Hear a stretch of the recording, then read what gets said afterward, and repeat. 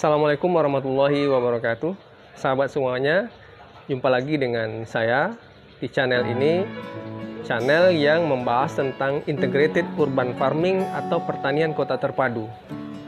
Sebuah pertanian yang terintegrasi di wilayah sempit, yaitu antara pertanian, perikanan, dan peternakan yang saling terkait. Nah, kali ini saya akan membahas tentang sistem dalam aquaponik yang saya terapkan di instalasi yang ada di belakang saya ini. Silakan Anda simak dan saksikan. Nah, sebagaimana sudah saya jelaskan di video-video sebelumnya terdahulu, saudara-saudara, sistem aquaponik ini kan menggabungkan antara budidaya ikan dan tanaman ya. Ini ikannya, dan ini kolamnya. Nah, kolam ini kemudian saya alirkan airnya ke instalasi atau tempat saringan filter air. Filter ini di sini ya, di sini. Ini filternya ada 4 ya, ada 4 chamber ya, tempat. Kemudian ini yang pertama di sini ya, di sini yang pertama, kemudian yang kedua di sini, ini yang ketiga di sini ya. Kemudian yang keempat di sini baru ditarik dengan mesin. Nah, kita saksikan. Ini adalah mesin, dari mesin ditarik ke atas, lalu ya dimasukkan ke sini. Nah, ini dia.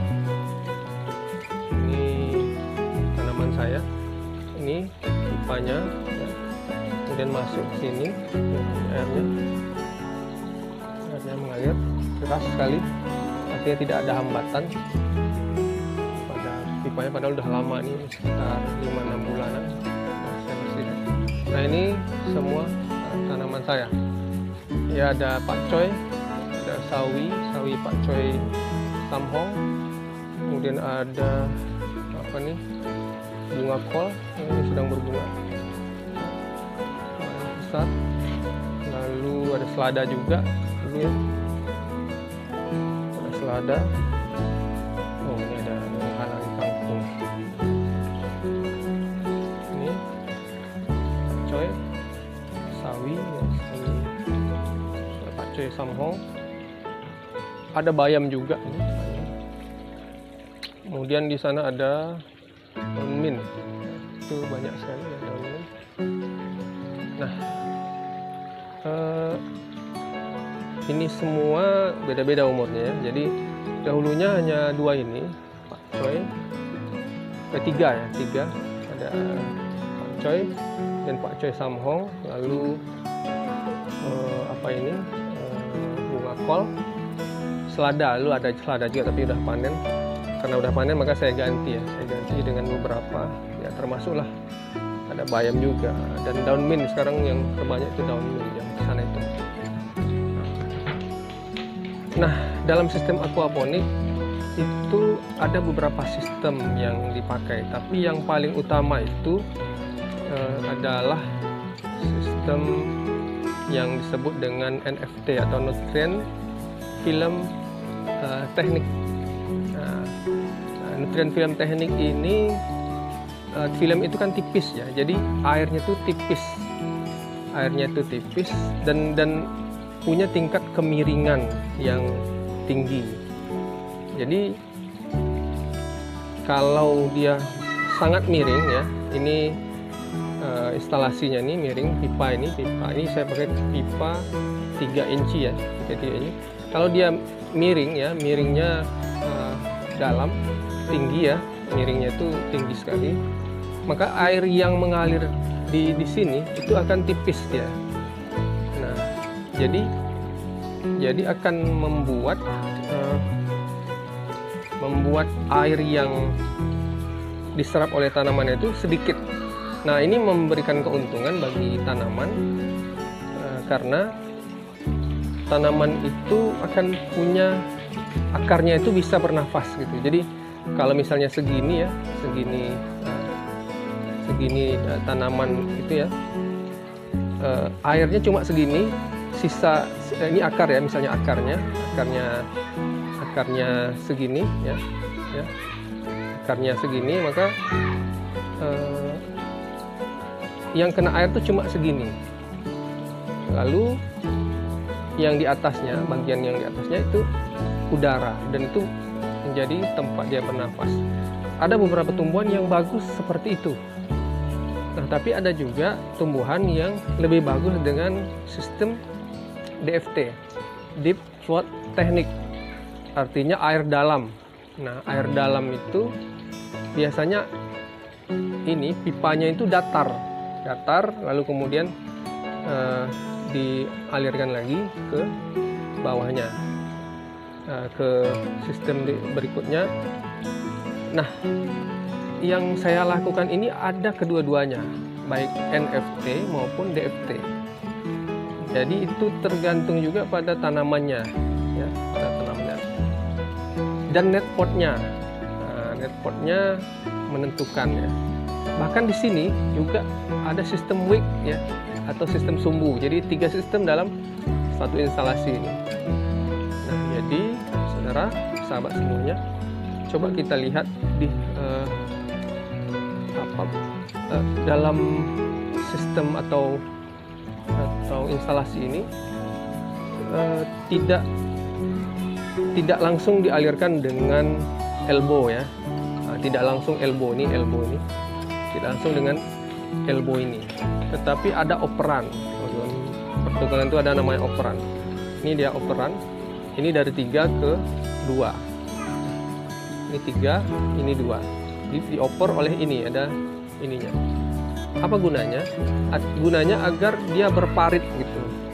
Nah, dalam posisi air seperti ini, maka ada genangan airnya. Dan kalaupun mati listrik, air itu tetap akan tergenang dan bisa membasahi tanaman. Jadi bisa untuk tanaman tetap hidup walau mati lampu. Ya, ini kalau kita lihat yang seperti ini DFT dia, Deep Float Technique. Nah, berparit itu ya, berparit itu kan dia menjadi tenggelam ya, ada sistemnya tadi. Nah, kalau NFT itu tidak ada paritnya yang saya buat. Jadi dia langsung saja pakai elbow dari 3 inci, elbow 3 juga, lalu kembali ke 3. Jadi airnya langsung deras mengalir. Nah, tapi karena netpotnya berbeda-beda, maka beda juga, bisa juga dia menjadi NFT. Nah, coba ini kita lihat airnya cukup deras ya, cukup. Nah, ini memang turun tapi tidak banyak ya. Jadi ini paling tinggi di sini ya, ini paling tinggi. Kemudian di sana ada alirannya, belok lagi kemari, ya, ke sana lagi, lalu kemari lagi ya, kemari, ke sana lagi ya, lalu kemari lagi, lalu terus dan mengalir kemari. Ya. Terakhir masuk ke sana. Nah, kembali ke yang tadi ya, kita lihat bagaimana pengaruh dari netpot ya. Ini namanya netpot ya. Netpotnya dari barang bekas saja, dari gelas air mineral. Nah, ini airnya segini airnya. Nah, jadi sisanya ya, ini tenggelamnya segini. Jadi tidak begitu sampai dia, sedikit aja. Sebenarnya kalau tidak pakai sumbu ini masih bisa. Dan ini tipis dia, tipis sekali airnya. Nah, tapi saya tambah sumbu. Nah, tetap ini sebenarnya masuk dalam NFT. Tapi ada juga yang tenggelam ya, ada yang tenggelam yaitu DFT jadinya. Lalu ada yang betul-betul sistem wick, sistem sumbu ya, ini. Misalnya ini. Jadi ini kecil sekali. Ini tidak sampai dia. Tidak sampai ke air. Makanya dibantu dengan sumbu. Dan sekarang dia sumbunya juga tengok sudah wah, ini akarnya panjang sekali. Nah, ini dia lumayan besar ya, besar. Ada yang besar, ada yang kecil.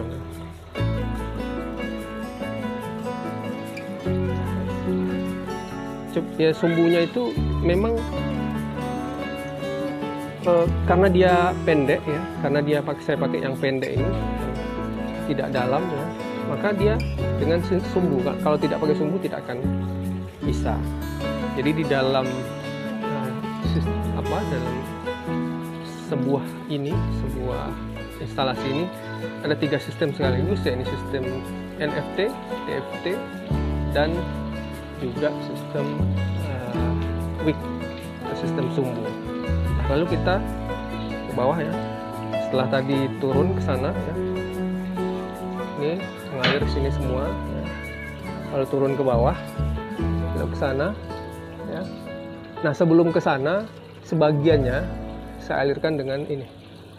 Nah, dengan ini tambahan sebenarnya. Dulu awalnya cuma ini aja, jadi ada ikan di bawah itu, lalu saya naikkan kemari instalasinya di atas ini, lalu turun ke bawah sana. Tapi kemudian karena saya anggap kurang, maka saya pakai ini selang lalu mengalir kemari ya, sana terus oke, sana terus. Itu jauh sekali, memanfaatkan lahan sempit ya, benar-benar sempit di sana cuma di dinding aja ya, di dinding. Lalu ke sana terus ada 10 meter ke sana, balik lagi sini, lalu dia balik lagi kemari. Nah, ini pipa ini baliknya yang ini. Ya, ini baliknya ya. Jadi pipa ini pipa naiknya, ini pipa turunnya ya, ini. Lalu ini ke sana, turun di sana. Jadi ada 2 turunnya, tempat turunnya di sini 1 ya. Kemudian di sini 1, pergi ke sana dia. Nah, kita pergi ke sana ya. Kita lihat sistem lainnya. Nah, ini